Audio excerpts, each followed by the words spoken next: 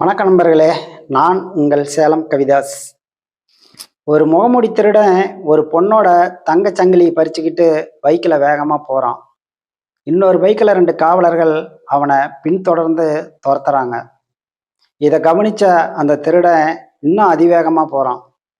பைக்கை ஓட்டிகிட்டு போகிற காவலர்கிட்ட பின்னாடி உக்காந்துட்டு போகிறவர் சொல்கிறாரு, நாம் அவனை துரத்துறன்னு தெரிஞ்சுக்கிட்டு ரொம்ப வேகமாக போகிறான். அதனால் எதுக்கால வர்றவங்களுக்கு ஏதாவது விபரீதத்தை உண்டு பண்ணிடுவான். நீ பொறுமையாக போ. அந்த பைக்கோட நம்பர் இருக்குதுல்ல, அதை வச்சு கூட நாம் அவனை மடக்கி பிடிச்சிடலாம் அப்படின்னு சொல்கிறாரு. 1 மணி உச்சி வெயில். சிவாவும் கதிரும் பைக்கில் வந்துட்டு இருக்கிறாங்க.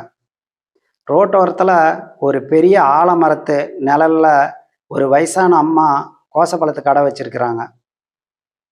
சிவாவும் கதிரும் பைக் அங்கே நிறுத்திட்டு கலப்பு நீங்கிறதுக்காக அந்த அம்மா கிட்ட 2 பிளேட்டு கோசப்பழத்தை வாங்கிட்டு அந்த கடையிலிருந்து 10 அடி தூரம் தள்ளி நிழல்ல நின்று சாப்பிட்டுட்டு இருக்கிறாங்க.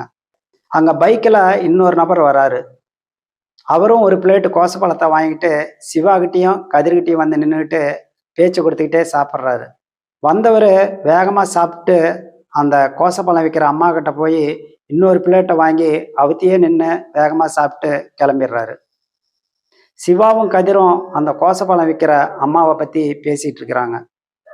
அந்த அம்மா ரொம்ப பாவம் இல்லை, அவங்களுடைய வறுமை அவங்க முகத்திலேயே தெரியுது அப்படின்னு பேசிகிட்டு இருக்கிறாங்க. கதிர் அந்த அம்மா கிட்ட போய், ஏமா இந்த வழியில் நான் அடிக்கடி போகிறேன் வரேன், உங்களை பார்த்தது இல்லையே, நீங்கள் எவ்வளோ நாளாக கடை போடுறீங்க அப்படின்னு கேட்குறாரு. அதுக்கு அந்த அம்மா சொல்கிறாங்க, இல்லை தம்பி, நான் இன்னைக்கு தான் நாளாக கடை போட்டிருக்கிறேன் அப்படின்னு சொல்கிறாங்க. சரிம்மா, எவ்வளோ ஆச்சு அப்படின்னு கதிர் கேட்குறாரு. தம்பி, ஒரு பிளேட்டு 20 ரூபா, நீங்கள் 2 பேரும் சாப்பிட்டதுக்கு 40 ரூபா, உங்கள் நண்பர் இப்போ கிளம்புனார் இல்லையா, அவர் சாப்பிட்டது 40 ரூபா, 80 ரூபா அப்படின்னு சொல்கிறாங்க. அதுக்கு கதிர், யார் சொன்னது, என் நண்பரா அப்படின்னு கேட்குறாரு. ஆமாப்பா, இப்போ உங்கள் கூட தானே பேசிகிட்டு இருந்தாரு, அங்கே ஒரு பிளேட் சாப்பிட்டாரு, இங்கே ஒரு பிளேட் சாப்பிட்டாரு, 2 பிளேட் சாப்பிட்டாரு, அவர் தான் சொன்னார் எங்கள் நண்பர் காசு கொடுத்துருவாங்க அப்படின்னு அந்த அம்மா சொல்கிறாங்க. அப்போ சிவா ஏதோ சொல்ல வர்றாரு. அதை தடுத்து நிறுத்தின கதிர், ஆமாம்மா, அவர் என் நண்பர் தான், இந்தாங்க 80 ரூபா அப்படின்னு கொடுக்குறாரு. கதிர் அந்த அம்மாட்ட கேட்குறாரு, ஏம்மா, அவர் சொன்னால் நீங்கள் நம்பிடுறதா, இப்போ அவர் என் நண்பர் இல்லை அப்படின்னு சொன்னால் நீங்கள் என்ன பண்ணுவீங்க அப்படின்னு கதிர் கேட்குறாரு.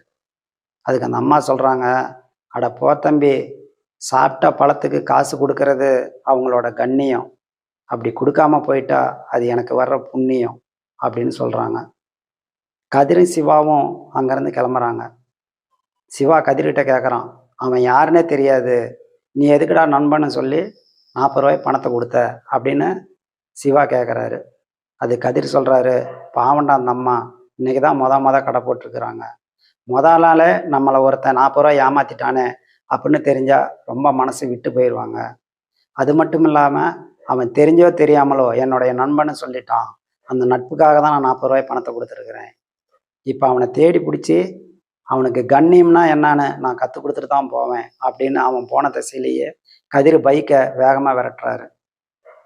சிவா சொல்கிறான், நீ அவனை கண்டுபிடிச்சி கண்ணியத்தை கற்றுக் கொடுக்கறதுக்குள்ள இவ்வளோ வேகமாக போய் எங்கேயாவது பைக் அடிச்சிடாத, நானும் நீயும் மேலே போய் சேர்ந்துருவோம் அப்படிங்கிற மாதிரி சொல்கிறான்.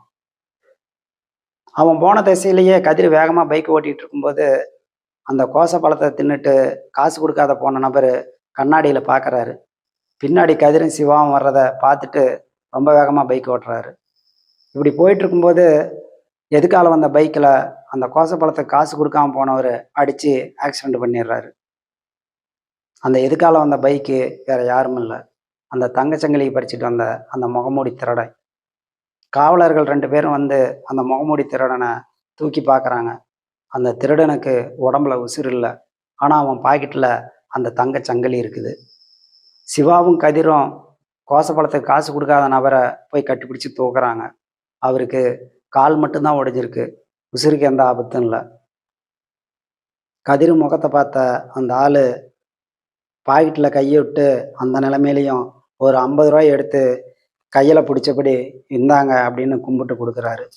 அப்போ அவரோட கண்ணால் தெரியுது, நான் பண்ணது தப்பு தான், கண்ணியம்னா என்னங்கிறத இப்போ கற்றுக்கிட்டேன் அப்படிங்கிற மாதிரி சிவாவுக்கும் கதிருக்கும் அந்த ஆளோட பார்வை உணர்த்துது. நண்பர்களே, நாம் போடுற கணக்கெல்லாம் நடக்காது. கடவுள் போடுற கணக்கு எப்பவுமே தப்பாது. நன்றி நண்பர்களே.